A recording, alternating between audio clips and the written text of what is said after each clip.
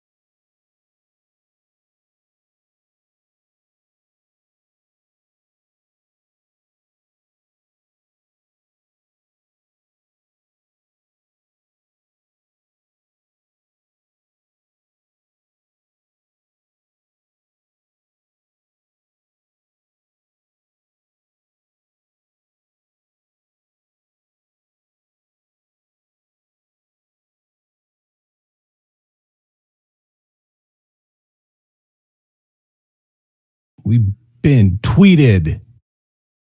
Yay. I like how you're just frozen in time. I'm listening to you. Like, that's fine. It's partially like you just seem like, I don't want to move. I'm like a deer. Should I move now? Hold on. Here. See, look. There. I just have to make sure he can be seen. That's all. So I saw the picture you put on Instagram. He looks a lot like he and James Marsters, Spike from Buffy. You've said that before. Okay. That's fine. That's where we came up with. You said the type, but I actually no, because like the Sting. I'm not. I mean, not really. As long as they're old and crusty. No offense, headless engineer. Like it's fine. It's all good. Thanks to the headless engineer for producing the show. I know he's the headless producer. His credit has changed. Yeah, it's good. It's going to be interesting to see how this works. From HE to HP, just in time for October. It's a Lovecraftian type producer. I was going to say HEP, but I don't think we want to call him HEP. HEP. Isn't that like a housing thing? I don't know. There's like housing and urban development. That's HUD. I don't know. It's episode like HEP. It is episode 14. Yeah, and he's the headless producer today, and hopefully for many, many more. Thanks. All right. A short round is running rampant. I don't even know where she is or what she's doing. All I know is she has a tub of Pringles.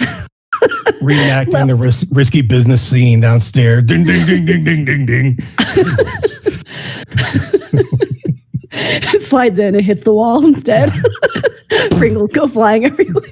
No, not the Pringles. She has like one of the headless engineers like button-up shirts. Yeah. Oh my gosh. Anyways. Okay, so it's officially fall. There have been balloons in the sky here in Albuquerque, which has been cool, even though there's not technically a fiesta going on per the usual, which sucks, but that's okay.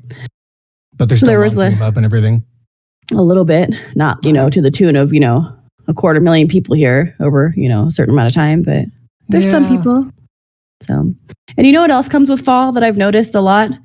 The PSL, as the cool kids call it. Pumpkin spice latte. Oh. Yeah. And so I have to tell you this. Do they seriously call it PSL? Yes. That's it when you're super basic, I guess. Like when you're a basic white girl, that's what they say. You call it the PSL and you wear the boots and the vest I'm and stuff. Very minimalist. And so I would like a PSL with one S, extra P. Extra P. Oh, gross. And I want really foamy M. It's PSL, dude. Oh, foamy milk. Got it. Never mind. You forget. I'm with you. I was a barista before being a barista was cool. That is true. Yeah, when you was that at Hastings? Yeah. Because I remember you would make me those cafe. like white chocolate mochas, but you made it with like the worst thing for you. So it was like cream something. Yeah, it was so good. Yeah, because there it was a powder, and then you could add in more stuff. Yeah. But the Hardback Cafe, and before that, I was a barista in Oklahoma City for Borders. Wow. Borders Books. Yeah, I was like, anything you touch just completely blows up, I guess. By Hastings, by Borders. Borders, does it? No, it exists. It just got bought by Starbucks. Did it? Oh, okay. I thought that was Barnes & Noble. I don't know. I want to say they expanded. I could be wrong.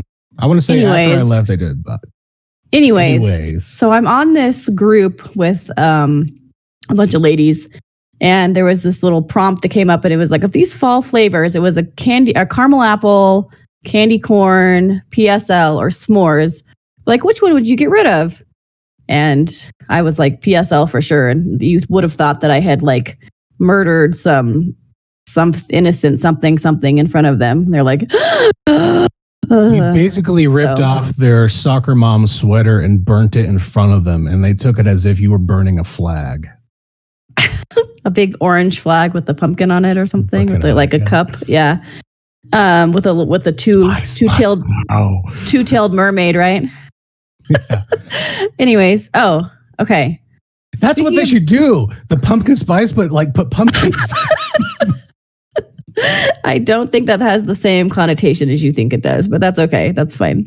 What? Pumpkin milk? Okay. Anyways, so speaking of, yes, two-tailed mermaids, I want you to explain to everybody what Boxtober is. Boxtober. So, you may have seen this on a variety of social places, Instagram, Twitter, Facebook, but there's a thing called Inktober. It is mostly an art prompt challenge. And my friend Lunchbox, which you can check him out at twitch.tv/Lunchbox. He's a streamer. He streams art and some video games, but he does a lot of art. And he has his own Discord community, and he kind of got with the community. It's like, hey, let's do our own this year.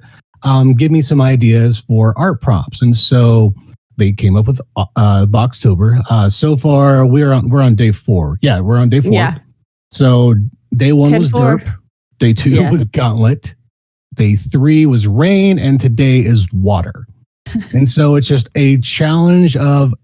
I call it a creative challenge because he's very much like, do whatever medium you want, because he's very open. The first one I did, I made a GIF of I call it a boo cat glitch, because it's a kind of a cat that looks ghostly and then it like glitches out and looks weird just for fun. So I'm like, but it has the derp tongue in the front. So that's my derp. So I looked at those. And what is it that what glitches in the center? Is it like little ghost things, or I couldn't tell what it was? Yeah, I changed because it's sort of based off my cat that's been annoying the hell out of me recently. But my tuxedo cat. So he's got the little white shield. I switched it to a skull just because it's Halloween. Just for spooky. Yes. Yeah, spooky. Okay. But I mean, this was, if you go to Instagram, we've been sharing, but this was my day. This was yesterday. It's my day 3 of Rain. I don't really know what the hell's going on over here. I looked at it and I decided what it is. You drew the Pacific Coast Highway. Oh, sweet. Yeah. It's California. I got you. I think because I'm up to interpretation. I'm very aware. Like if you look through this book, because this is like notes and whatnot, my art's very weird. Yeah, but, mine is too. I started off over here, and then I had this thing with drawing roads. I mean, I have my niece. It's cute because my niece copied me on this, but I used to draw this mountain landscape with a little road going across it in a wagon, and my grandma would keep it on a refrigerator. Aww. My oldest niece, she started copying me, and so she started drawing that as well. So I think it's just this weird thing, but thank you. You saw the coast. That makes me feel good. Yeah, I got you. No, I knew exactly what it was when I was ready for it. At first, it was just a goof. I'm like, I'll try to make this look like a road by the ocean because the perspective's off, but nope. You're good. I knew exactly what I was seeing. Okay, so I need to talk to you about my day 4, and I actually drew it this morning so I could unveil it on the show. I mean, my art is horrible. Looks like, Short Run's a better artist than I am. So, Okay, so today was water, as you already mentioned. Mm-hmm. And so the first day you said was dirt, but I did this like little, I kind of drew it after me, like my like high school persona with the glasses and braces and, derpy. Very and then the second day I did gauntlet. So you did the little gauntlet like a maze thing, right? I made a fake video game. I took gauntlet to mean like the gauntlets that Batman wears. And so I was like, I did Batkin. And I thought that was kind of cute. And Short Round was like all about it. And she was like, oh, this is fun. Like, what's coming up next? And so then it was like, oh, the rain. And so I did the pumpkin. All of my things are pumpkins. That's the point of my Boxtober. And he's holding an umbrella that's also a pumpkin. It's like orange with the little thing at the top. And so for the fourth day, I told Short Round, I said, well, it's water. So I'm going to do it like the Little Mermaid. And she's like, oh, that's funny. Ha ha ha. It's like Batkin, but it's a Merkin. And I was like, oh my God. I'm a Merkin. Do you know what a Merkin is? Okay, first and foremost, do not search it on the internet. I will tell you what it is afterwards. But so yeah, she went around calling this girl. There she is. She's so she's a Merkin, and we'll talk about it after the show if you don't know what it is. And kids, I'm sorry, and this is things that your 8-year-old should not be saying.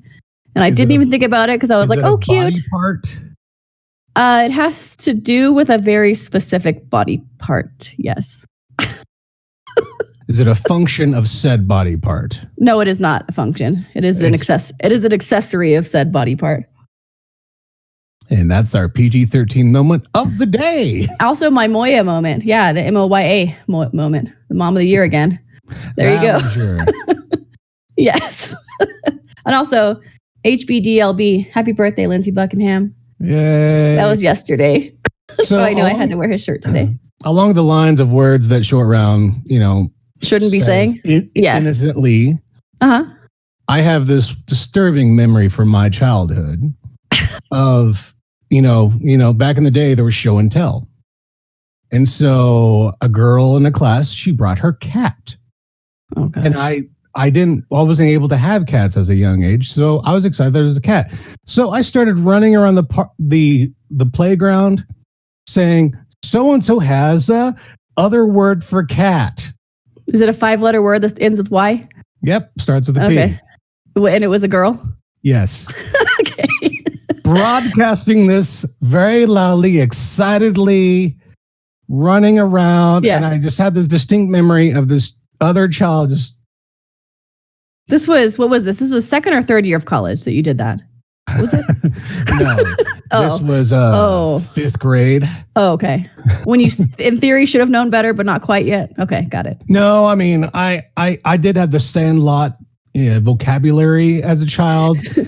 But I didn't know certain words had dual meanings yet. I was going off the English definition of it. the connotation versus the denotation. Gotcha. Yeah. Dictionary versus Short Round's not alone in that. Ma Willie never heard about that one because I was good about not saying things out in front of my mother. So, but well, at least your mother isn't the one teaching you the words like I am with Short Round. No, unintentionally. So, okay, let's talk about Lord of Illusions.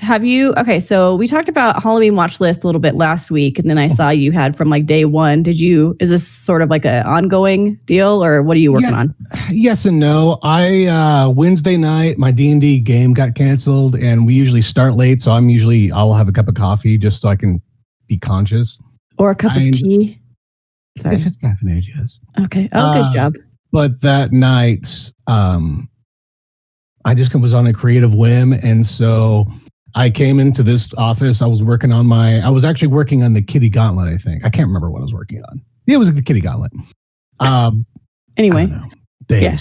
Day 2. You're good. But I stayed up till like 3:00 that night. And I was like, I'm going to watch a TV show as I'm being creative. So went on to, I believe it was Prime. I was like, what's on Prime? I think I'll watch some Star Trek Next Gen. And then I saw Clive Barker's, Clive Owens, the British version. It's a very, very different show. Anyways. Very different. Lord of Illusion was Scott Bakula. It's got some other main characters, other actors. Famke Janssen. Yeah. What's her face? I was like, what's she? She's from... She was Jean Grey, X-Men. Thank you. That's what I was thinking. Yeah. Last I saw her in, it was a original TV series on Netflix, but it's I believe it's 1995. But yeah, it's kind of creepy. I mean, but yeah, it was fun. And so I just like, this is how I'm going to start off the month of October with this, mid 90s horror flick. And since then, so it's a movie, not a TV show, right? Correct. Yeah, it is. Okay. I haven't really watched any TV shows. We did actually what did we watch on accident? Oh no, I popped in last night. I popped it in on the stream. What We Do in the Shadows. We hadn't watched it and finished off the recent season, so we watched an episode of that. Like, well, this will kind of qualify as because it's vampires. And it was the episode where Mark Hamill makes his appearance as a vampire. Oh my. So so I have to say something because of course I pull up all the things I don't know too much about because I like to just do my quick little research before we start the show. And I pulled up the IMDb kind of page for this Lord of Illusions, and it said people also search for Nightbreed, Hellraiser, Candyman, Rawhead Rex. Never heard of that one. Book of Blood, and The Midnight Meat Train. I have not heard of the last two. I don't know. What is that even? Midnight Meat Train. Okay. Anyways, there you go. I'm going to say there's some sort of slaughtering type device. It looks like it. It just has a very interesting... I can see the connection to Hellraiser because there is some weird, funky, you might say Cronenberg type body horror stuff going on. There's nothing Cronenberg about this. Sorry. Anyways, go ahead. Lindsay Cronenberg Buckingham. Just because the main bad guy has this weird third eye thing that looks really creepy. You shouldn't judge people on their looks, Ryan. That's rude. I know, but it looked like something from Dr. Pimple Popper, but it was popping itself. That's disgusting. Oh my God, gross. Okay, next. Gross. So we're trying to be consistent. Last night, the wife's like, well, you need to work on your list, and during the week, let's stick with the TV shows because those are easier to watch, of course, because they're shorter. But during the weekends, we should stick to our own movie collection because we have a lot of movies that some of them we haven't watched, but also we have a fair amount of just horror flicks that we have a collection of. I mean, right. So yeah. You have two of the Evil Deadses or Armies of Darknesses or whatever you said. I have all this. Yeah. Evil Dead 1. I take it back. I don't have the 2015 reboot, remake, whatever you want to call it. I don't know. And that's Army of Darkness? No, that's Evil Dead. 2015. Oh, Evil Dead. All right, good to know.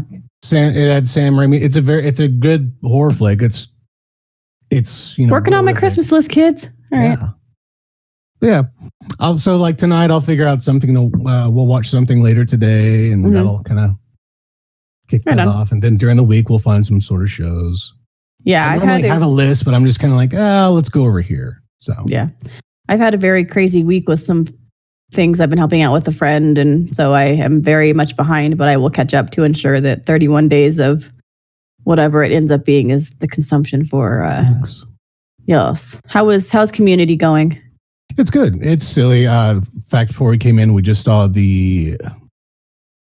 what is it? The Dick Wolf shows. Is that SVU? Law and Order? Yeah, Law and Order. Mm-hmm. It was their Law and Order spoof. I'm like, well, okay. That was clever. Cool. And as I was telling you before we went live, I'm really enjoying Jim Rash's character who's the dean, just because every time he always has some sort of dean pun when he walks into the room. I'm like, let's get some Dean and the Bean, or just weird stuff like that. And we had the Christmas episode. Yeah, it's good coffee. Anyways, Christmas episode at the end of it, he's an ornament going Dean, Dean, Dean, Dean, Dean, Dean. Oh boy! So Kim Jong pops up and Chang. So the community's been fun.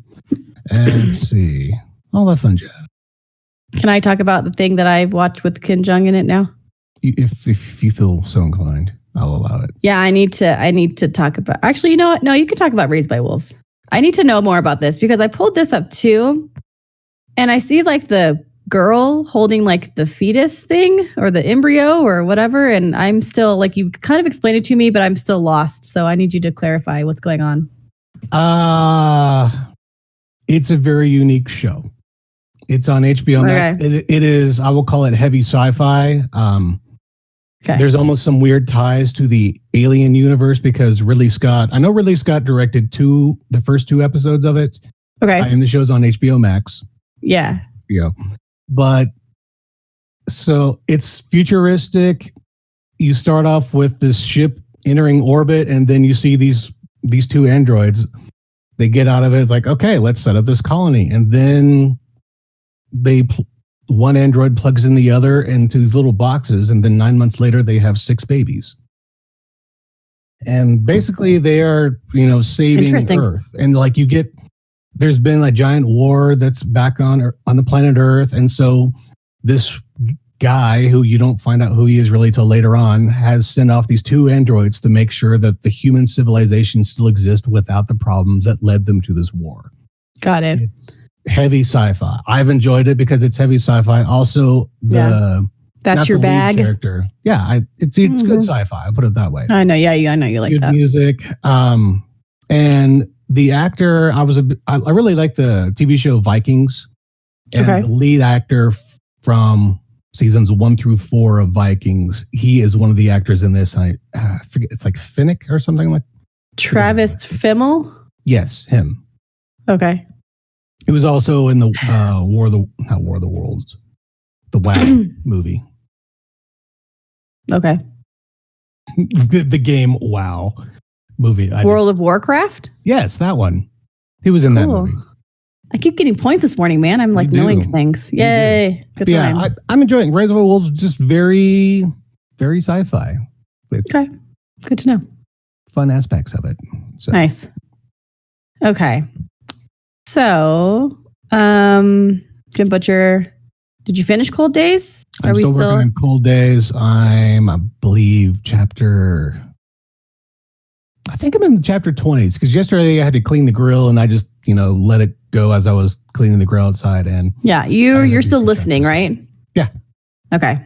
Going through Audible. Good. I mean, I'm almost caught up on the Butcher books. I think I have 4 more books until I'm caught up on the series because they just released the most recent Battlegrounds, I believe the name is. Okay. On audiobook. So my plan is by the end of the year, finish off the Butcher series just to be caught up. Mm-hmm. And then I may try to jump back to book 5 of The Expanse because I've been speaking of from Lunchbox earlier on in his Discord. He has one of his channels where there's a book, they call it book club. Mm-hmm. And myself and a few others were in there just kind of talking about books. Someone else has been reading The Expanse. And so we've been comparing notes. And so he's been kind of hyping book 5. I'm like, I want to jump back into that series, but I want to get through this first. Series. Yeah. Mm-hmm. Well, sounds like a lot of fun. And explain to me again what the premise, because you said it was like a... Harry Dresden is a wizard private detective. There you go. Okay. He is hired by humans to help them out. Like they're missing person. They need protection from something weird. Yeah. But, he has come across werewolves, 3 different family classes of vampires, the Fae, which, involves trolls, fairy, all that fun stuff. It's I don't read much fantasy. I don't read any fantasy other than this series. Okay. That's cool. But, I just figured you could recap for if you're checking out the show. Dresden is, I was introduced to the series because I watched the TV show on Netflix that had Paul Blackthorne who played Harry Dresden. Okay. And I was like, oh, this is kind of cool. And it was just a 1-season thing when it appeared on Sci-Fi. And then I happened to pick up the book maybe a year later, and then I got hooked. Nice. Then I found out that my brother-in-law had read the series, and so it's been able to talk to different people about it. Nice. Yeah. Very cool. So that's all my jazz. Tell me about the singers.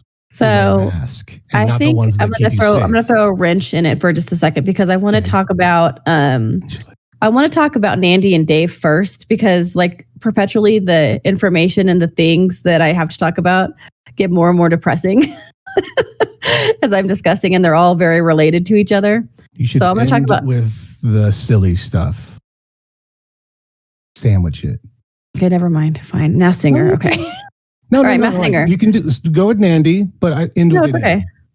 End with Idiocracy? Yeah. Okay, that's fine. Okay, so we'll start with Nandi. Okay, so we talked about this last week, and I made Ryan, are you sandwiching things? Yes. Watch the kind of conclusion-ish. You posted it's her song that she wrote for Dave, because he wrote her like superhero song, and so she wrote Rock and Grohl and it was great because she's a drummer, but she ended up playing like how many instruments? 5? Guitar, 4 or 5? Keys, and bass. Yeah, bass drums, yeah. And she's singing too, so I mean technically, yeah. And so super multifaceted. Like she's so stinking cute. She's so funny and really clever, and it's just great. It's fun to see a little bit of like lightheartedness and kind of cool things in the world as opposed to just all the like turds that are out there, you know, because there's a lot of that. That song is good. It's really a good rock song. I'm like, oh my God, my faith in rock music could be restored by this 10-year-old girl because she's not whining about everything. It's true. There are a lot of young singers that definitely, with a little bit of edge and kind of back into that, you know, like mid 90s, early 90s sort of rock genre is pretty cool. So, I mean, grunge was whine to an extent, but it was like whine, but like, you know, let's be pissed about this and try to change it. And then it's just like, I'm just upset. I didn't have any more. Sorry. That's okay. That's fine. I was going to go metal and start shouting, but I didn't want to blow out the HP's ears. That's okay. And I mean, not for his ears. Sorry, dear. But yeah, I think that the music with a message is what you're saying basically, right? Sometimes. I mean, okay. I think it was good. Yeah. Yeah. No, she did a really good job.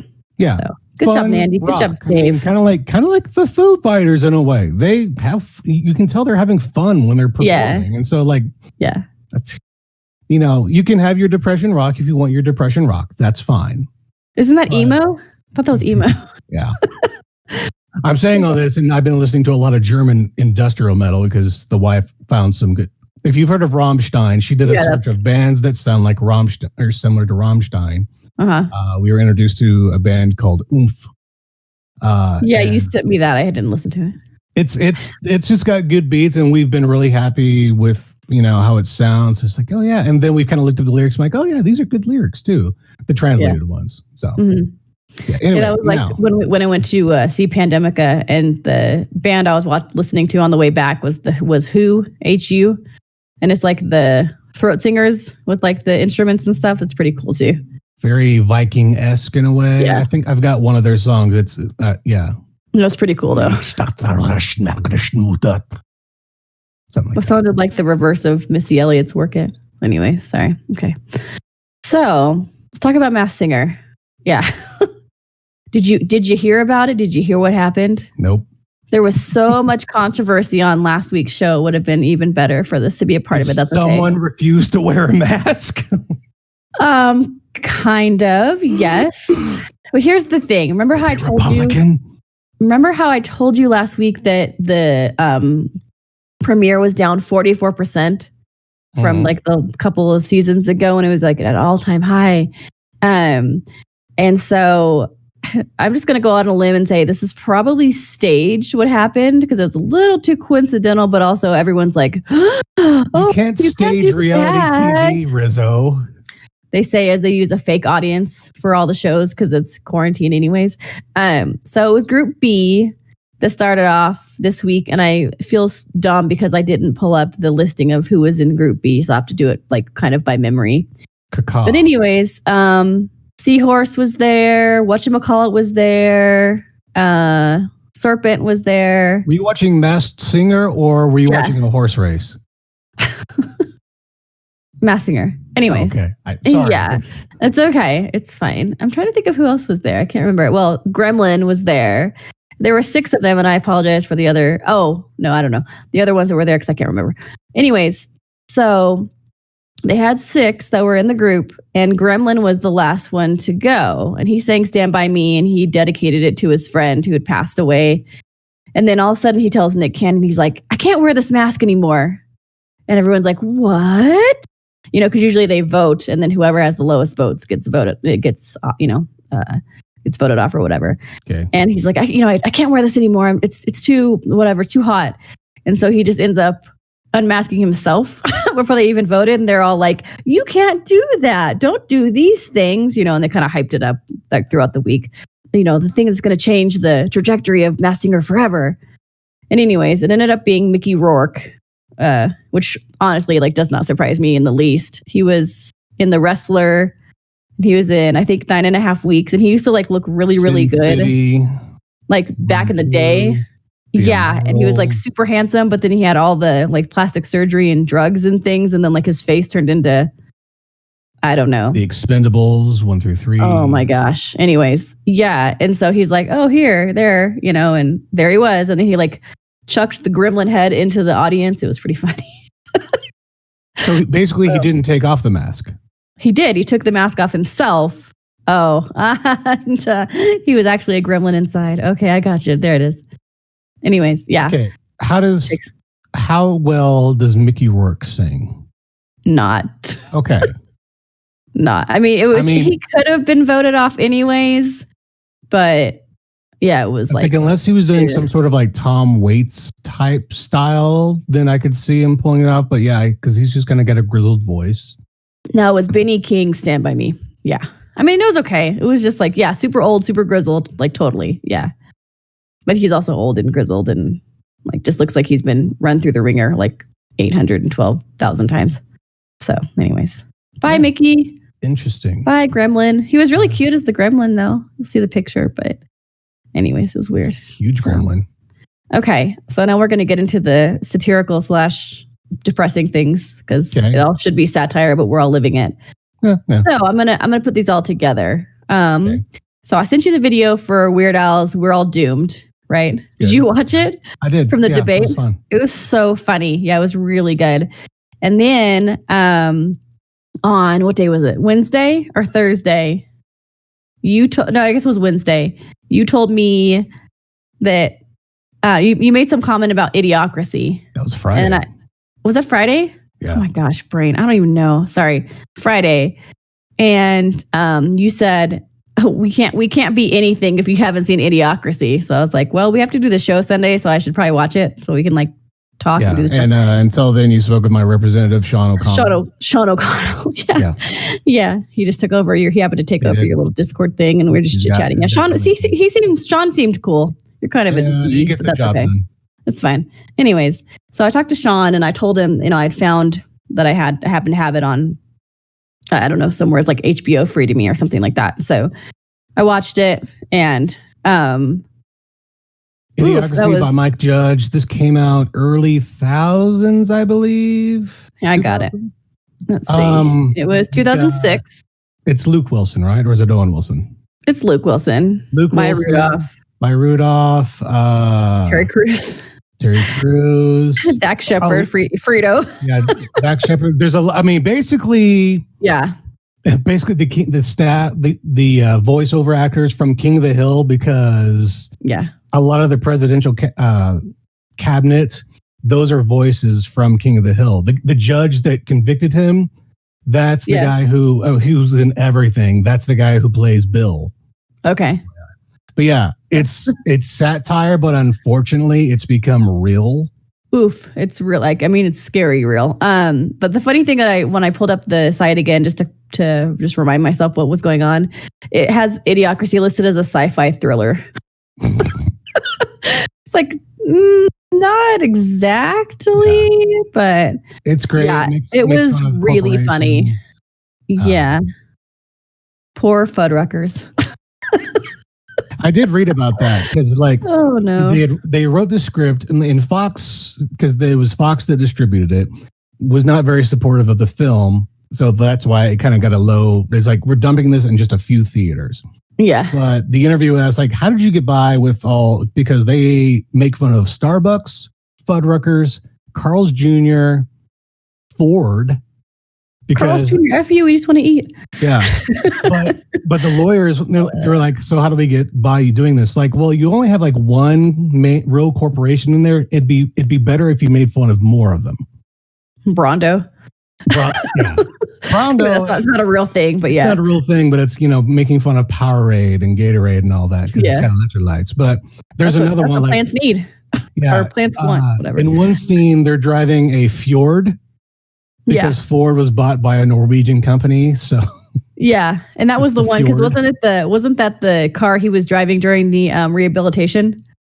Possibly, yeah. The little like Mirthmobile looking thing, like Wayne's World, and they had the little hood ornament. Mm-hmm. Funny thing about the orientation, giant purple floppy hood ornament. What? The main guy that Luke Wilson has to go against is his brother.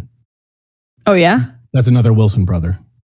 Oh okay. Well, it's like it's not. It wasn't Owen. No, not Owen. No, okay. It's like I think he's older. I can't remember, but yeah, it's another. What was it? What was his name? Meat Supreme. Yeah, Meat Supreme. Hang on for 1 second as we have some technological difficulties. Yeah, he said we're experimenting some technological differences. Yeah, so if you haven't seen Idiocracy, highly recommend it. It's disturbing how accurate it's becoming. It's like watching Office Space. You watch Office Space and then you work in an office and you're like, oh, shiza, this is real. Yeah. In some certain somebody knows something. Yeah, I was like, they're visionaries back in 2006. Yeah. Man, they knew. Terry Crews. In Terry Crews, because you commented. President Camacho. Yeah, you comment. I forget what you said, but like, I could see Terry Crews. If you replace our current president with Terry Crews, it's reality. Terry Crews tweeted that very similar thing 4 years ago during this time of the election. It was just like, it's like, man, I didn't know I'd be playing a realistic version of the president. Or like at the end when they're like, and we're not going to be naming any names, but, and then the hooker became the first lady of the United States. I was like, where have I heard that before? The little like monocle glasses guy thinking about, okay. That's silly. We've been here before somewhere. Idiocracy is fun and amazing. Yes. And then that led into the Southpark pandemic special, which I made you watch. And I'm glad. Thank you for actually watching something I'm asking you to watch. Yeah, it's Southpark. And for a while. So that was, so it kind of reminded me of why like the Headless Engineer and I loved Southpark in the beginning, because it's just like crazy spot on. I mean, like it's super inappropriate, super like, wow, that pushes the envelope big time. But kind of getting back into above on my mouth. That's disgusting. Yeah, you don't wear a diaper over your nose. It's a chin diaper. Yeah. And then when Stan was, bless his heart, trying to make the Build-A-Bear for Butters. And that poor Pangolin. I do have a question though, as the show ended up, I'm wondering what happened to Mickey Mouse? That's all I'm saying. Like, what happened to Mickey? Mickey is a survivor and a piece of shit in the South Park.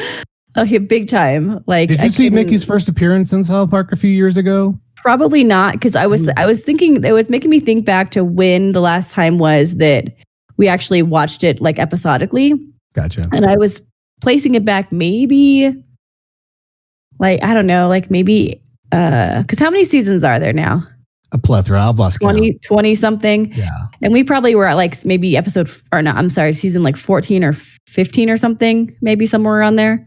Probably right around the time that Short Round was born, gotcha. To be honest. But they introduced Mickey Mouse because, the Jonas Brothers are under the Disney Corporation. Yeah. Mm-hmm. Mickey is a hard-boiled piece of crap. You're gonna do what I say.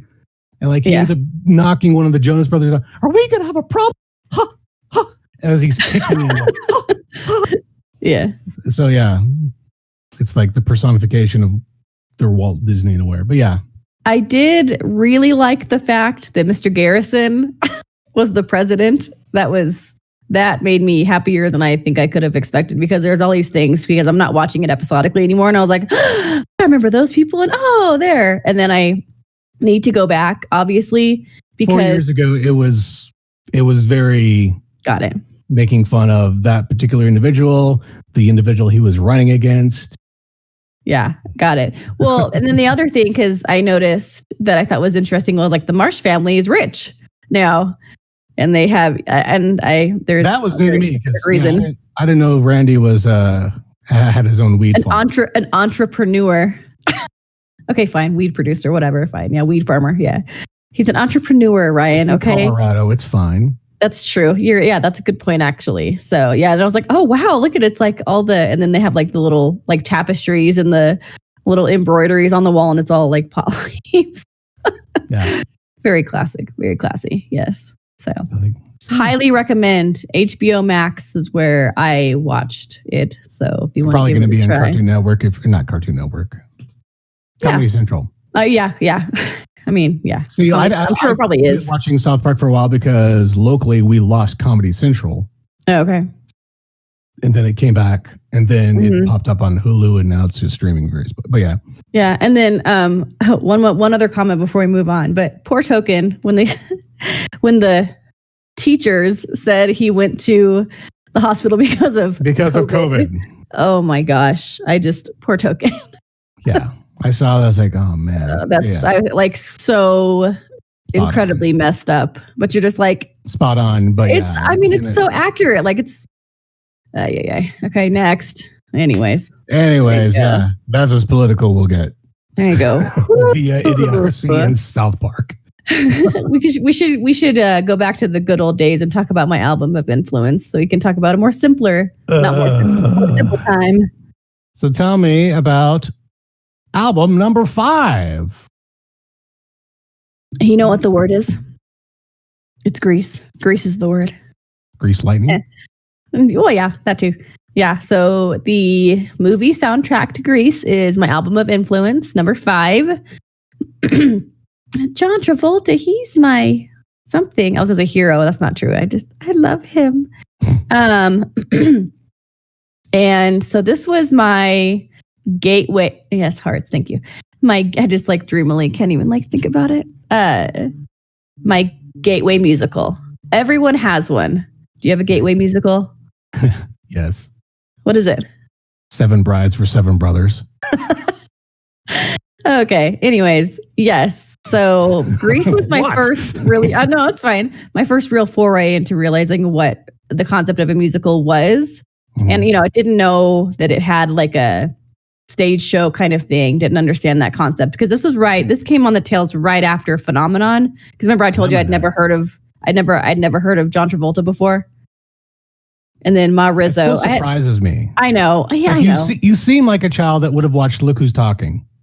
I'm sure I did, but I didn't know who he was. You know what I mean? Okay. Like it didn't set with me like Phenomenon did. And so Rizzo, going back to Hastings, she's like, well, you like Phenomenon, you really like him. You should watch Grease. And I was like, what's Grease? And she's telling me, oh, it's this musical and this music, whatever. And finally got to watch the movie, grab the soundtrack, just like the dance, album number 1 that we talked about a few weeks ago. I ruined 4 or 5 copies of that CD in a span of like 7 years. And this was like, I'm talking like top to bottom listening, because on the dance, it was, 4 or 5 very specific songs. But for Grease, it was like, I couldn't get over it. Was to you as the Aladdin soundtrack is to me. Aww. That's cute. Because Robin Williams, yeah, I know. Yeah. Robin and all those guys. I still have the CD somewhere. Oh, yeah, I have 2 or 3 of the copies, I'm sure, somewhere for sure. I actually, speaking of Aladdin, that's funny you mentioned that. I saw this really funny thing on it. It was either a t-shirt site or one of those where they have the clever little, artistry things that people do and they put them on the shirts and whatever. Mm-hmm. Like I gun ducks as an example, that kind of thing. Yep. Never heard of it. And it's this possum and a raccoon and they're dressed up as Aladdin and Jasmine and they're on this like beat up rug and it says, I can show you some trash. I can show you some trash. Yeah, it's just like the dumpster to dumpster. There you go. Yeah, exactly. But they're just like both screaming, like open mouth screaming. I'll have to show you the picture. It's great. That sounds fun. So anyways, Grease is the word. It has always been. It always will be. And I love it. And thanks a lot, Grease, for being my gateway musical. Because now I enjoy them a lot. I didn't see that till later in life. So Say again? I didn't see Grease until later in life, but I did enjoy it. Yeah. Finally, kind of know where some of the references come from and whatnot. That's always fun. So, and it was released in 1978, but it takes place in the 50s, so it's like a simpler time, but an even more simple time. Simple time. That's good. Okay. Simple time tea. There we are. All right. Grease. Album number 5. How many do we have left? Like 6? Not a lot. We're on episode 14, so we have 5. Well, I don't remember when did we start it? Maybe when did we start it might have been 2 or 3, and then here because then we doubled up because we did the soundtrack when we did there's like Phenomenon, and then we did Wayne's World. I'll tell you how many we have left. It's fine. We have 1. I found a Boxtober from last 3, 4, 5, 6. Yeah, we have 6 left. And depending upon how you choose next week, I will say that the ending of this Albums of Influence is going to be very Cronenberg centric. If you're not careful, you're going to be stuck with him for like 4 weeks. Why don't you just build them all together? I've already answered that question for you, kind sir. And the answer is still no. There are reasons why. And I wore this shirt just because his birthday was yesterday. He turned 71. And that's why you posted that. Okay. What? Oh, yeah, the picture. Yeah. We'll see how we'll probably stay up till his next birthday. And actually, and you know what? Speaking of birthdays in early October, my favorite person in the whole world has their birthday in just a couple of days. And he's sitting right behind me producing this show. Aww. It's a very Libra-in thing, I guess. I don't know. So, anyways. But, speaking of birds, Joaquin Phoenix and Rooney Mara? Is that her? They had a child. They had baby. There was like 3 birds this week of celebrity birds. One that I'm excited because the guy who played the Mountain on Game of Thrones, Hafthor Bjornsson, also known as Thor Bjornsson, he and his wife, they had a baby, and it's funny because he's like 7'5". I know, it was like that poor woman. And she's like 5 foot nothing almost, or 5'6". It's like it's very, Sweet but like Jesus. It was adorable because they shared the initial pictures and then they shared another one of Instagram. It's like the baby laying right here. And like, babies are small. Yeah, they're going to be like as big as a forearm. But since his arms are so huge, it's like the baby could be swaddled with inside of his arm itself. Yeah. We're congrats to them. And there was a third couple that had a baby, but I can't remember. Well, Katy Perry had her baby with Orlando Bloom, but they're kind of not even a couple anymore right now, I don't think. Yay, baby. Daisy Bloom. It's a good name. Yeah. It's pretty cute. I mean, spot on, but a little bit. Yeah. So we're actually getting some new family pictures done. This is a kind of side thing, but talking about tiny babies. There's a certain side of the family that we're getting these pictures with. We thought it was a good idea to get them done at this time because the last time we were all together, speaking of tiny babies, Short Round's booty fit into my tiny hand. I think I photoshopped one of those pictures actually. Yeah, where we were, Hiddles Engineer and I are here and here, and she's in the middle going, ah! And then you had the otter picture, which is very...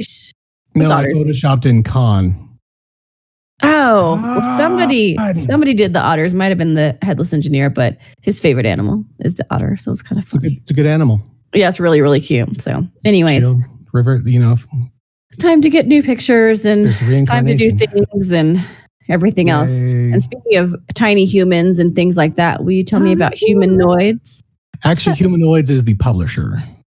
Never mind. No, Humanoids, what are you?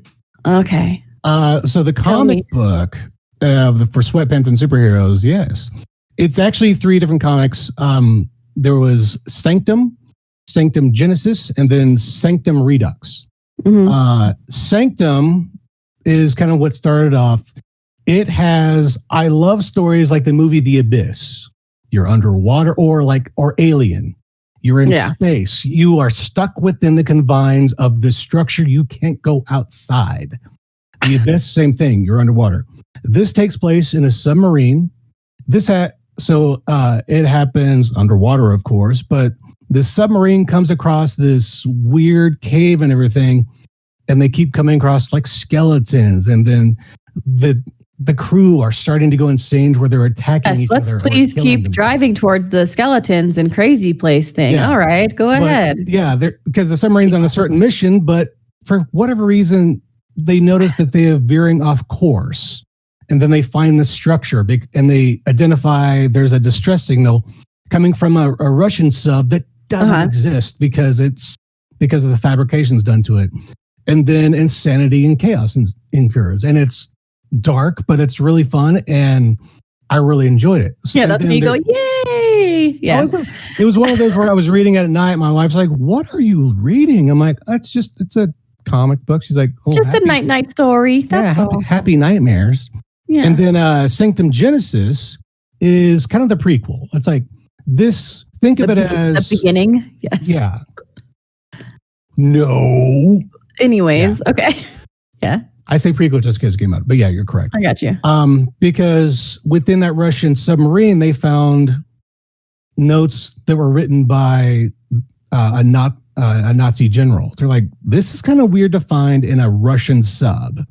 So Genesis covers kind of how they first came across this cavern and the evil within, and kind of tells the story of that. And then Sanctum Redux, and this is I'm quoting basically from Humanoids' website. Mm-hmm. They took the first story, like if Sanctum was the movie, Sanctum Redux is the TV show. Okay, got it. Same type story, but they've added in 3 different characters, different art. It is different writers. I've really enjoyed it because I'm a big fan of archaeology type stuff. Mm-hmm. And like I said, it's got that we are stuck inside the sub for those who are in the sub. And then those who are in the actual cave and structure, they're stuck inside there because something's messing with their head. They're sending them through mate. They're turning on each other because the evil that is trying to actually get out is trying to use them to release him, or it, I should say. But yeah, it's been a really fun read. It's just one of those I stumbled across. I've never heard of the Humanoid publisher before, but I've really enjoyed these books. And I read about them, like they were trying to there's possibilities it may be turned into a movie later on. If there was talks of getting it to be made into a movie, like in 2014, 2015 or so. Okay. So it may pop up, but I would love to see it because I love that type of stuff where the movie Underwater with Kristen Stewart, it has that same type of element. Like you are stuck to this compound. You cannot just run away, even though in most horror flicks, they just run upstairs or into the shed that has all the knives in it. But confined. Or into the truck that doesn't have the keys. And they're like, oh, whoops, the keys are there. Yeah. And then they just, It's just, you're confined to this space. There is no getting out easily, if at all. So it's been a really enjoyable read. And it's been nice reading something. I mean, I love my, superheroes. I love my mutants and everything, but it's been nice to get outside of that and just read a different type of story. Yeah. And I really enjoyed it. Highly recommend it, especially for this time of year. I mean, it's spooky and I would say a suspenseful thriller. Just like Idiocracy, a sci-fi thriller. So, sci-fi suspenseful logical thriller. Speaking of that, I was gonna save this news till you talked about your Sweatpants and Superheroes. But guess what I watched one episode of last night? Speaking of stumbling upon, and just giving it a try. Huh? The Boys? Harley Quinn. Oh, good. And it was really funny, but man, does she say MFR a lot. Yeah.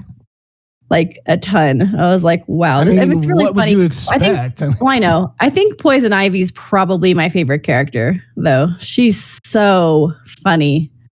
I really like her. Her plants are fantastic. A lot. Have they got Clayface and King Shark in there yet? I watched one episode. Yeah, they were. Clayface is fantastic because it's Alan Tudyk. I may be saying his name wrong, but he also voices the Joker and 3 other 1,000 characters. Star Wars. He's the KP whatever guy. Yep. Yeah. Mm-hmm. Yeah. And then King Shark. I forgot the guy who plays him, but it's just so good for that.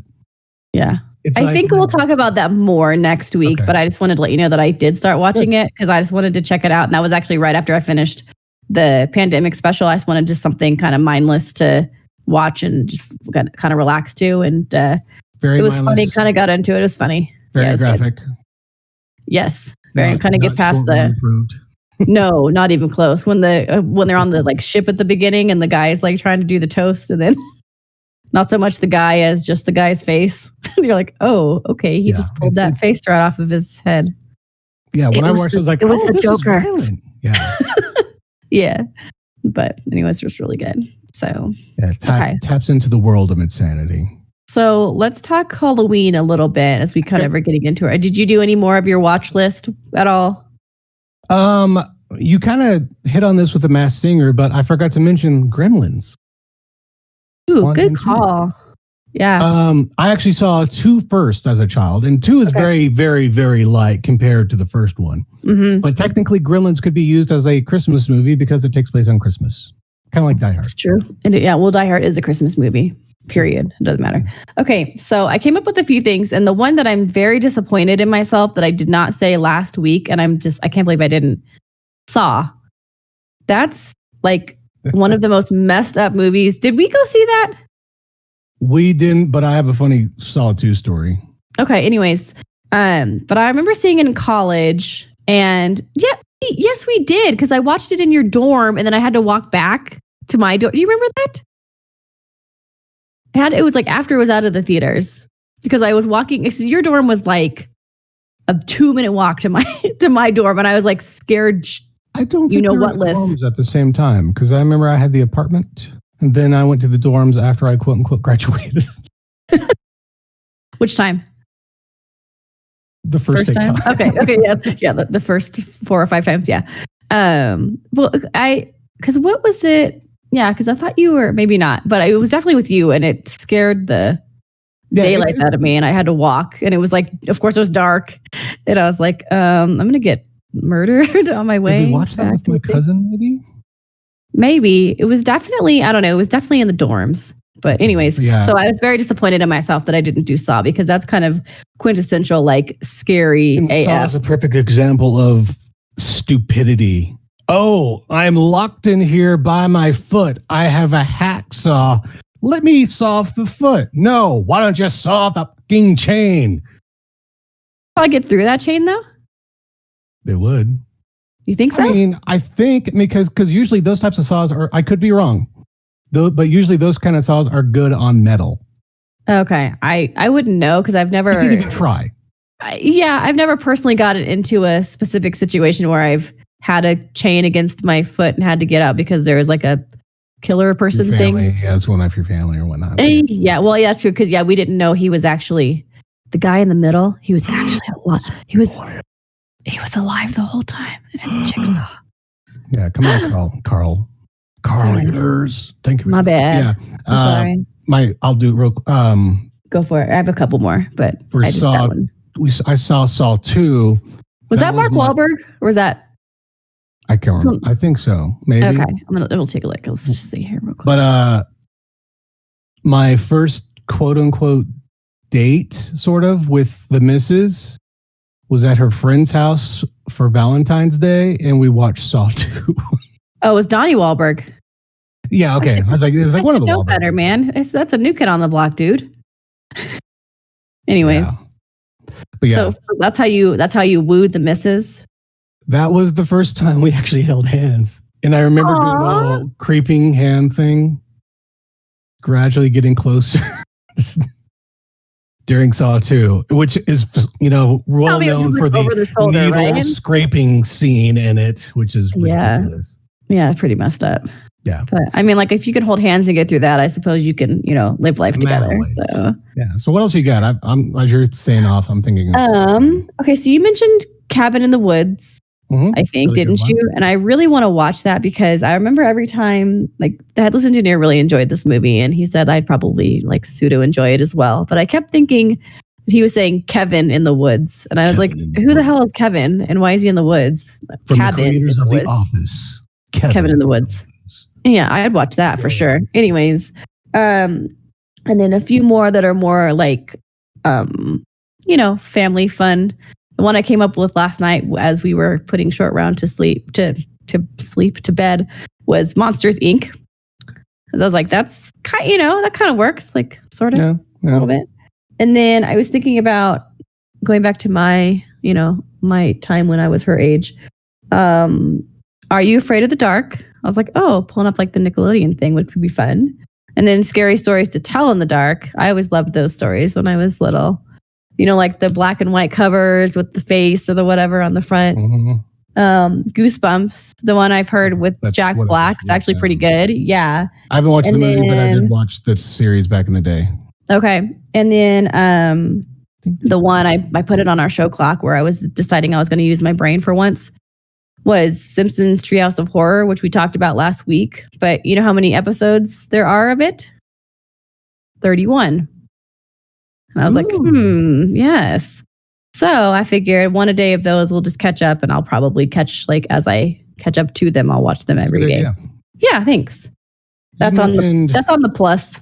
So I'm going to check that out for sure. But I don't know if I mentioned this one last week, but the one that scarred me for a while as a child was Candyman. Yeah, well, remember, because you put the quote, but you never talked about it. Okay. Yeah. Candyman, that was one of those, I didn't do a lot of horror flicks. And so I just happened to I remember my brother saying, like, I'm not going to pause this or anything. If we're going to watch it, we're going to watch it. I'm not going to fast forward or anything like that. I'm like, whatever. Sure. Yeah, man. Right, okay, let's do it. But yeah, like my cousin and I are still a little bit like. Are we talking PB? Yeah, PB. Okay. He was there and we both were like, don't say it. Do not go in the bathroom. Do not say it. It's because, hold it, okay? Just hold it for later. Don't go in there. Yeah, go outside. There's no mirrors outside. Oh my gosh. They are remaking the Candyman movie. Are they? The trailer looked really good. Yeah, it was like with the wasps or the bees or something, right? With like all the, okay, I saw that. Candyman 1 through 3, I think, but they're doing a reboot. I forget the actor's name, but he was in Watchmen. He was also the villain in Aquaman. He played Black Manta, which was a highlight of the Aquaman movie because Black Manta was pretty bad. All right, let's see.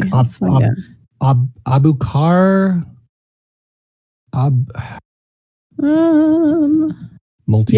Abdul Mateen. No. Yes, maybe. Okay. Coleman Domingo. Hang on. See. He plays Anthony. Is that right? In what? Yeah, it says he was in the film Aquaman. Yahya Abdul Mateen the second. There you go. Cool. Yeah, interesting. I'm really curious about the new Candyman movie, even though that first one scarred me for a while. You got to give it a try. Yeah, I mean, it just looks cool. I mean, it's kind of fun to go back. You go back and watch things that entertained you as a kid. Right. Going back and watching stuff that scared you as a kid. It's like, face your fears, Ryan. Face them in the mirror. Because the first time I watched Exorcist, it was at a friend's house, and then that night I was dreaming of little witches running around the bed. A few years later, I was able to watch it again. I'm like, this isn't really that creepy because I knew what was coming up, but I was able to there's the demon in the corner that they kind of threw in just to kind of mess with people who are watching it. Yeah. Okay, so I do have one on my watch list for sure that I want to give a try to, and this is it's Netflix. It is called Hubie Halloween. Have you heard of it? Yes, that comes out that comes out on 3 days. On Headless Engineer's birthday. Yay! Headless Producer's birthday. An Adam New Sandler credit flick. Yeah, Julie Bowen, Tim Meadows, Maya Rudolph. It looks like it's gonna be good. I'm hoping it pulls through. It kind of reminded me of like Billy Madison and Scary Movie had a baby, and then there it is. But the premise, it says here, despite his devotion to his hometown of Salem and its Halloween celebration, Hubie Dubois is a figure of mockery for kids and adults alike. But this year, something is going bump in the night, and it's up to Hubie to save Halloween. It looks there. You go. I just don't. Right over there. I just had a thought. Yeah, I saw that trailer. I was like, you know what? I'm gonna add that to the list. I don't remember I haven't seen a recent Adam Sandler film in a while. Murder Mystery was good. The one with him and Jennifer Aniston, that was good. Okay. That was also Netflix. But that one, it just looks silly. I'm like, okay, I'll watch that. Yeah, I'm definitely going to check it out this week at some point. So hopefully I'll have an opportunity to actually talk about it next week. And then one of the stars too I saw, and just write it down. Peyton List is in it, and she plays Tori in Cobra Kai. Okay. So you should check out Cobra Kai. I'm just going to throw that in. And then, speaking of Netflix and Cobra Kai, they announced the third season finally for the release. The premiere, I believe, is January 8th of 2021. And in that little teaser where they did for the third season, they also mentioned that they've been renewed for a fourth season. So rock on. Yeah, they need at least another couple seasons to get through the mess that they made at the end of the second season. That's all I'm saying. So okay.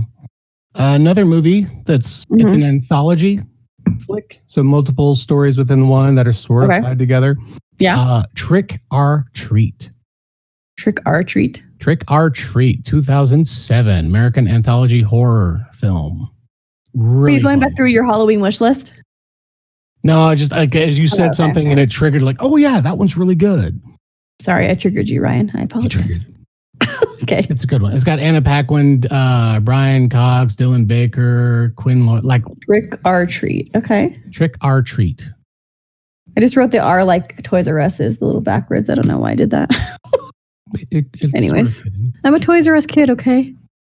Poor Jeffrey. R.I.P. I know. Ever since that spinal injury. Oh my gosh. Anyways, you're weird. It's true. Yeah. Things. Tell me about Billie Eilish. Yes.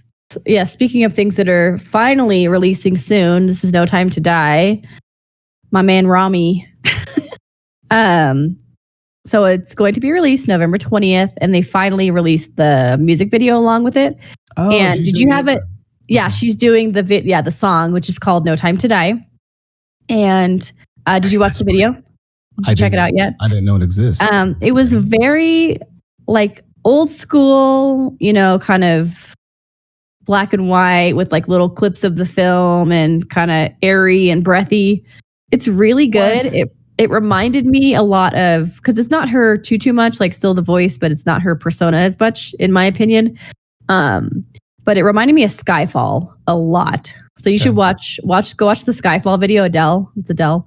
And then go watch No Time to Die. And I thought it was good. I thought it'll be a good, when they play, of course, at the end credits or whatever it is, at the end credits at the end of the movie. Duh. But the thing that I was a little bummed out about is I like to look at the lyrics and everything, but it kind of almost is spoilerish, if you know what I mean. If you read the lyrics of it, look into it too much. And I didn't even mean to spoil it this time. I love to movie poop everything, but I kind of read through the lyrics and I'm hoping that it's not yes! Sorry. I mean, that's not what that wasn't the lyrics, but I mean, I just looked through it and spoil. It hasn't come out yet, but I read them and it was kind of you can sort of see the tone of the film and what's happening. Yeah. You mean Die Another Day was a spoiler for Die Another Day? I don't know. Because it just tells you that someone's not going to die the day they're going to die, but they're going to die another day. Some other day. I don't know. It wasn't that day though. Yeah, you're right. It was some other day. It was. Anyways. I wonder. There's no time to die, kids. Because in Die Another Day.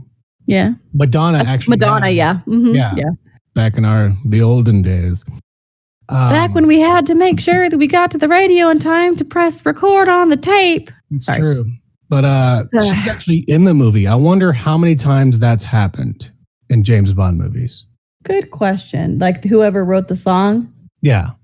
I'm gonna look that up this week because that looks like a fun little research project. Adele being in the one she did, the late singer of Audio Slave. Chris Cornell.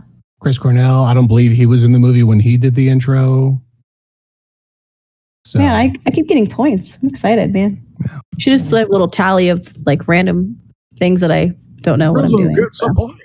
Woot. And speaking of points and people getting points, did you see? And this is back to Southpark. I just wanted to separate it. That was just hilarious. At the Broncos game last week. As a Broncos fan, I can officially say I missed it because I'm a horrible fan. You're a Broncos fan? I didn't even know you liked the sports ball. I occasionally do watch the sports ball because I enjoy when they make points. Cool. But anyways, the entire cast of Southpark was the fans that were the cutouts. Oh, awesome. So it just was very cute. I was like, that's fun. That's always good. Jenna Fisher shared a picture because at a baseball game, it was Jenna Fisher and then two other, I think Rainn Wilson and then someone else from The Office. Phyllis. I think it was Phyllis. Yeah, that's her real name. That's her real name anyways. It is, yeah. Yeah. Sadness. Yeah. Oh. She was in Inside Out. She was Sadness. Anyways. Yeah, she was so good in that. Yeah. Anyways. So there you go. Yay. All right. So we... It's that time when you start drinking and we try to make you stop. But what's your tea, yo? I started to quench my thirst with some other caffeinated beverage prior to tea so I could have some in my cup still. Today, I told you this week I've been doing like a lot of stuff. I've been working all the jobs, helping out with a friend with the things she does. And so it has been an exhausting week. I'm just going to put it out there, doing like the mom thing as much. But thankfully for headless producer engineer guy, he, ran the fort this week. So thank you.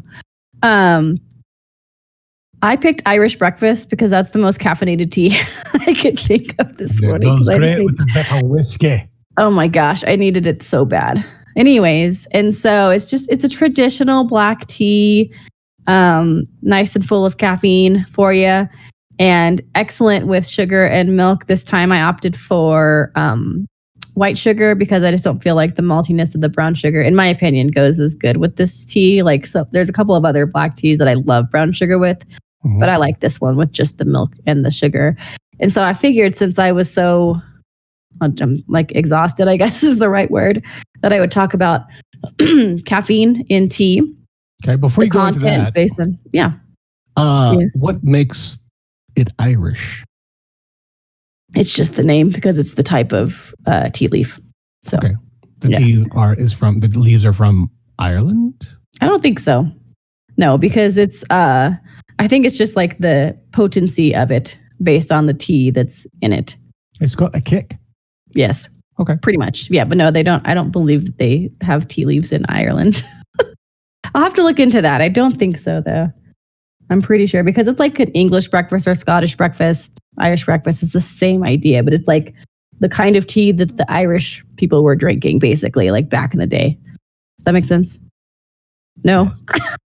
It does. Okay. You're just putting me on the spot. And it's okay. It's fine. So let me talk about like, clovers or something? Or that's not where it is. I just said that. That's not where it is, dude. Okay. So can we talk caffeine? Yes. Cool. So do you know what the highest caffeinated type of tea is? Black. Good job. Yeah, I was like, I just said that. So yeah, you can go for it. Yeah, so it is black. And then next to that is oolong. And then green tea, white tea, decaf tea, and then an herbal or red tea, which I've talked about as rooibos or traditional herbal. Yeah, or tisane. And the way it kind of works out is that with coffee, because you're not much of a coffee drinker, are you? Or do you drink coffee sometimes? I do drink it sometimes. I had some today. I try not to do it all the time, but I do enjoy it. Coffee has about 2.5 times more caffeine than black tea does. Okay. As an idea. And then green tea has about half the caffeine as black tea does. Oolong sits in the middle there. And then white tea is about half of green. Decaf's pretty light. I mean, it depends upon how much you decaf it. And then of course, the herbal tea, tisane, rooibos, like red tea, has zilch because it's not the tea leaves. There you go. And then, would you like to learn how to decaf your tea? Because truly, there's not really a real decaf tea if it's a tea leaf. How do you decaf a tea? Kind of a misnomer.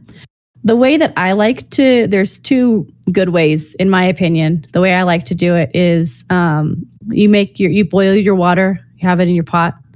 And yes, so let's say, for example, if you wanted to make this decaf Irish breakfast, it's a 4.5 minute steep. That's the boiling water. Is that the fire? It's the boiling water. Is that the water? Okay. Anyways, so the boiling water is already in the cup, so it's not, you can't see it. Anyways, and so you take it for about a minute, maybe a minute. There you go, minute 15, with the tea leaves themselves in that hot water, in the boiled water, because of course you boil. Maybe I'll talk about water next time and how it works with tea. Again, why day 4 of Boxtober. And what? Water. Never mind. I'm not going to say that word again. Okay. Anyways, the pumpkin mermaid. There you go. Stop it. We're talking about tea. And then, so like a minute and a half into it, you can just take the bag out, dump out the tea you've made, and then you're just going to reboil another, just like not reboil it, but just boil more water. And you're going to use that tea that you had in that bag, and you're going to make the tea for the 4.5 minutes as an example for Irish breakfast. So you're going to steep for a minute, remove the tea bag, dump more boiled water. Dump the water out. Do you have a fresh pot or a fresh cup? Mm-hmm. And then take that same tea bag. Yep. And then for 4 more minutes. You got it. So interesting. Yep. Mm-hmm. So, okay. There you go. That's the way I like to do it. That is what works best for me. And that decaffeinates. Yes. That is not, it does not uncaffeinate. It decaffeinates. So it is less, but it is not zero. So decaffeinated coffee is, or I suppose stick with tea. Decaffeinated tea is not necessarily, there's no caffeine. There's just minimal amounts. Good job. Interesting. I am teaching you things. Dang. Okay. All right. There you go. Good job. The more you thought of. That's right. The more you learn. Yes. Good job. Yay. And I do feel sufficiently hydrated, by the way, now. So I'm ready. Good. Are you ready? I am ready. Okay. So I went first last time. Do you want to go first this time, or should I just go with who would win? Let's go with who would win. We'll be consistent. Okay. So because you're still looking for a headline? I have a headline. I forgot I wrote one down. Okay. So for those of you that have not played with us before, and I did Who Would Win Wednesday. No one wanted to play along. Sure. Okay. I started typing it, but then I forgot where I was going with it, so I deleted it. I don't even remember what it was. You remember what it was? It was Buffy the Vampire Slayer versus Julia the Child? Yes. Okay. At espionage. Yeah, because I actually just pulled out espionage again, and I was like, I'm not doing that. So. I was going to say that Julia Child, in that case, for the Instagram on Wednesday, I would say Julia Child, because how else are you going to get information from someone secretly other than by cooking them a delicious meal? Good point. Allowing the cook into your house to where she can snoop around like, oh, I was looking for some pepper in your desk. Butter. Probably butter. No, knowing Julia Child. Yes. Okay. So this is funny. Okay. Are you ready? You ready for the event? Kissing. Smoochy smoochins. Okay. And you have... Who would win at kissing? John Wayne. Oh. He's the Western film actor from True Grit. If everything isn't black and white, I say, why the hell not? Okay. All right, John. And then against Mr. Rogers. Children's television personality. His quote is, "Won't you be my neighbor?" All right, Ryan, you have about 20 seconds. Figure it out. Win at kissing between John Wayne. Like, who are they kissing? I don't know. Remember when I told you about the kissing story with my father-in-law? How, what's his face? MacGyver was kissing seals. Hmm. Yeah. So, I mean, like, I guess because I remember I said that, like, it doesn't matter. I mean, let's try to stay within the same species, I would say. But, like, I mean, it's up to interpretation. Mr. Rogers seems like he'd be more gentle about it. I was going to say gentle doesn't mean bad, right? In theory. No. I mean, sorry, that was a little too much. Okay. It's just disturbing. No, he's not kissing kids. I think that's the point that you're I wasn't going there. You totally were. You said it without saying it. I was thinking John Wayne and the Cowboys, and that makes it different. Or the horses. That's how we won the Alamo. My gosh. Anyways, we didn't win the Alamo. And he's an actor, not from the 1800s. But he was in the movie The Alamo. Oh, was he? Okay. Yeah. Still didn't win. Anyways, go ahead. No, we did not. Okay. Is it because he was a horrible kisser? Is that why? Yeah. By default, Mr. Rogers wins. If he had loved the army. Better kissing skills. Running towards like, come on over here, Pilgrim. Oh my God. We're gonna smooch it good. Did you say Pilgrim for the Alamo? We need to go through history lessons, dude. But again, I'm quoting John Wayne, who often said Pilgrim. Oh, okay. That I was like, what are you talking about? I don't know these things. Maybe I need the history lessons. My bad. I'm sorry. Yeah, you should know your fucking actors. I'm just picturing you talking about the Alamo, saying it's like the 1800s with pilgrims from the 1600s. I'm taking the movie The Alamo, starring John Wayne. I'm putting it on the Halloween watch list. As Davy Crockett. Davy Crockett. Got it. Davy. That was somebody from the Alamo. Good job. Yeah. So what you're saying in the history books, kids, is that if John Wayne had been a better kisser, we would have won the Alamo. History books, yes. In film history. I'm going to say John Wayne would be the better at kissing because Mr. Rogers is going to be a hugger. That's a good point. He's because probably if you can break down the barrier that is the Duke, he's going to make you know that he loves you. You're going to break down the Duke. Gross. Anyways, yeah. Wrap her up. I'm going to go ahead and just, Lindsay needs to not see that. Poor Lindsay.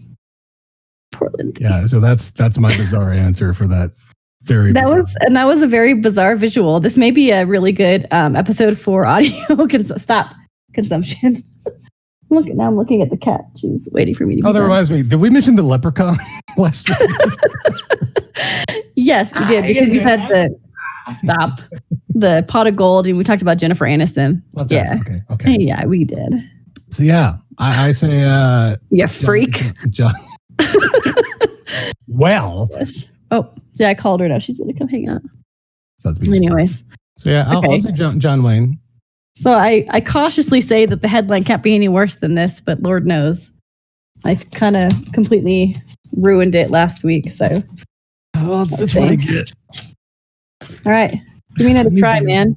And give me a little bit of time to think about it. You can kind of talk about our socials and things and all that, while I'm trying to. Today's headline, which I'm nervous, I'm not ready. I will present Rizzo with a headline. She then has to jokify it in some form or fashion. All right. The headline via NPR. Oh, God. Of course it is. Paradox-free time travel is theoretically possible, researchers say. Paradox-free time travel? Would you like me to copy it into the chat so you can visually see it? That's fine. Yeah, you can. You just throw it into show clock. That's fine. Okay. There you go. Time travel. Via NPR, paradox-free time travel is theoretically possible, researchers say. This is the sort of stuff I read. Oh my gosh. No, it's good. It's fine. Yeah. It's actually a good story. Or interesting read as well. Yeah. Well, here's the thing. I'm starting to get a little anxious about it because Headless Producer's favorite movie is Back to the Future. And so I'm like, so my palms are I'm physically sweating right now because I really need to come through and come up with something really good. And I'm talking through this because I'm trying to stall because I'm trying to come up with something. Well, the article talks about, it's funny because they quote. I think I've got it. I think I've actually got one. What you got? So, VR, paradox-free time travel is theoretically possible. Researchers say. Yeah. Says the guy that has 5 eyeballs and 6 fingers on each hand. Right? No? Could see that. Yeah. Kind of. Dang There's consequences for time travel. Actually, that does sort of deal with something that happens in a book I read by Michael Crichton called Timeline because there were issues with sending the people back and forth because they were deconstructing the body, sending it through quantum foam. Yeah, and I then have another one too. it. I'm ready when you are. Yes, go. We're going to do it again. You're going to set me up? Via NPR, paradox-free time travel is theoretically possible, researchers say.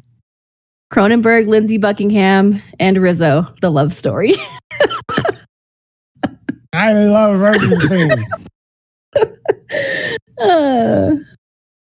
If only. My headlines do not help you whatsoever. That's a good one. All it does is just make me nervous in front of my husband and then talk about this guy. Hi. But it's an interesting read because it's funny because this particular article started off with a quote from Stephen King, who wrote 11/22/63. Yeah. And it was turned into a movie with TV series on Hulu with James Franco. Yes. Which deals with a character trying to go back who found a way to go back in time and is trying to prevent the Kennedy assassination. Yeah. But, and this is kind of where the article kicks in, time doesn't want to be interfered with. So it talks about the paradoxes. Right. And they give the example, if you try to go back in time and prevent, patient 0 from getting COVID-19, you may be successful in preventing that person from getting COVID-19. Hey, Randy Marsh. Anyways. Yeah, exactly. Oh my gosh. Anyways. Okay. But time would correct itself by giving you COVID-19, and thus you would be patient 0 in spreading it on, because time would justify itself in order for you to need a reason to go back. Something's still gonna be happening. It's like and this is again, here we go. Simpsons Treehouse of Horrors with Homer in the time machine when he sneezes on the dinosaur. Yeah. Yeah. Yep. All right. Fun read if you dig science and send me that link. That sounds good. Yeah, that's fun. So yes, it's a good job. High five. Thanks. High fives. Or high, whatever it is with the fingers. What? I don't know. I said, because remember I said the paradox thing says the guy with 8 eyeballs and 12 fingers. Yeah, it's like high five. Okay. So you're the dude from The Princess Bride? I am the 6-fingered man. that is. I was like, is that 7? Not 6. 2 thumbs. That'd be a weird hand. That'd be kind of handy. Especially on you. What are you doing? Grab it. Actually, it looks like that. Mine. See, all I do on this, all for mine is just awkward turtle. Awkward turtle. This is a great visual element for the podcast side of things. Maybe they should check it out on YouTube. Yeah, YouTube. Which we are in a different spot today. We're actually, I don't know what our actual address for the channel is. But that's just how prepared we are, kids. YouTube's weird because you have to be around for a certain while to get it specified, but we'll just put it on the social. But yeah, we are from now on. We'll have, since we're going live, everything will be on the Ryan and Rizzo YouTube page, which I've got to relink everything everywhere. So. Sorry. Anyways, yeah, and you can also connect with us during the week. That is at Ryan and Rizzo, Twitter, Instagram. You can email us and talk about your time travel paradoxes or the reality of... What would you do if you knew time would fix itself? I'm not sure we're even at that point, and it just makes me sad. That's also Ryan and Rizzo at gmail.com. Mm-hmm. And then Anchor.fm, of course, to get the lovely audio version of our little fun thing that we're doing today. Produced again by Headless Producer. Thank you, dear. Thank you so much. Taking care of us today. Woohoo. And saving time on so many levels. Time. If you my. Good time machine movie. The Time Machine. Yeah. Hot Tub Time Machine. Actually, that's not bad. I didn't think I would like it, but I did. I couldn't get through it. Maybe I'll give it a try again. Because you know what? If I could sit through... speaking of time travel movies, Idiocracy. In theory. I mean, not really, because he just sat there in the little thing, but... Hibernation. Maybe I should give it a try, because if I can sit through Idiocracy and survive, I think I probably could do Hot Tub Time Machine again. I liked it because it would just turned out to be better than I thought it would. And it was one of those Hot Tub Time Machine, because you know how you have this certain genres that aren't really made anymore. In the 80s, there was a lot of that ski slope, bunny ski type movies. Pizza, French fries. Pizza, French fries. Sorry, Southpark.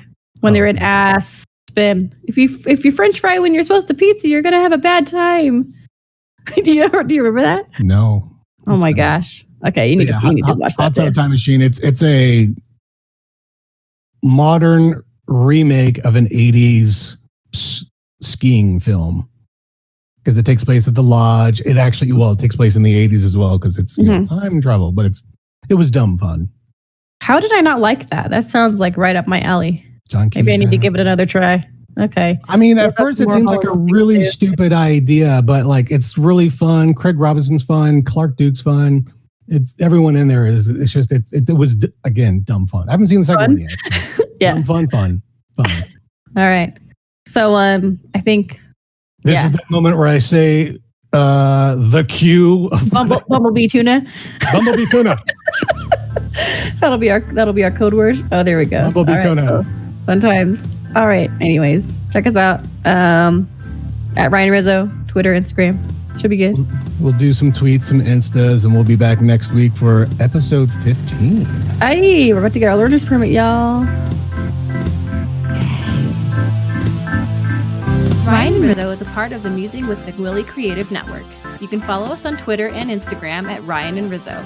For more info about the show, go to mcwillie.com/podcast. I like to do the blah blah. McWillie.com.